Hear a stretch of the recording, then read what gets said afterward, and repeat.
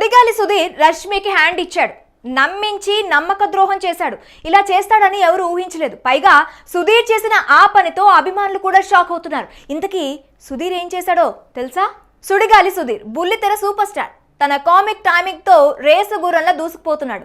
బుల్లితెరపై ఎంతమంది ఉన్నా Sudheer star actor గా వెలిగిపోతున్నాడు. జబర్దస్త్ కామెడీ షో ద్వారా ఫేమ్ తెచ్చుకున్న సుధీర్ హీరోగా పలు సినిమాల్లో నటిస్తున్నాడు.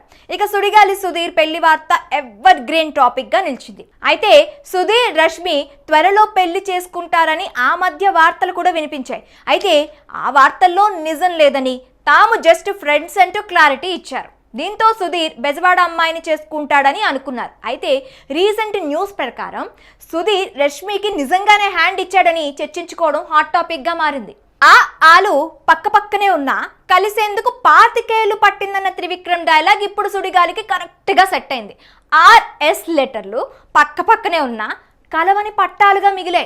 రష్మి గౌతమ్, సుడిగాలి సుధీర్ పక్క పక్కనున్న అక్షరాలే, అయినా ఎప్పటికీ కలిసేలా లేరు. వీరిద్దరి జోడీ ఎక్స్ట్రా జబర్దస్త్ లో ప్రెజెంట్ అలరిస్తుంది.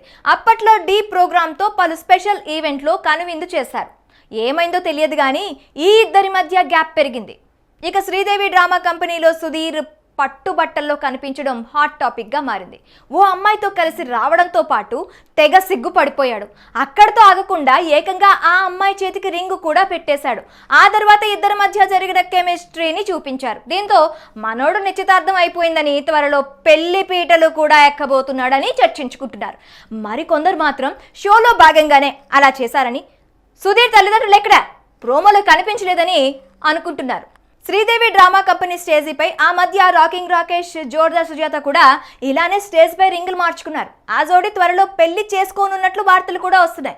మరి ఇప్పుడు సుధీర్ కూడా అమ్మాయికి రింగు పెట్టేశాడు కదా, మరి త్వరలో పెళ్లి కొడుకుగా మారబోతున్నాడా ఏంటి అన్న డిస్కషన్ జోరందుకుంది. అయితే ఇందులో నిజం ఏంటో తెలియాలంటే ఎపిసోడ్ వచ్చేంత వరకు ఆగాల్సిందే. సుధీర్ త్వరలో పెళ్లి చేసుకుంటున్నాడని అనుకుంటున్నారా? మీ అభిప్రాయాలను కామెంట్ రూపంలో మాకు తెలపండి.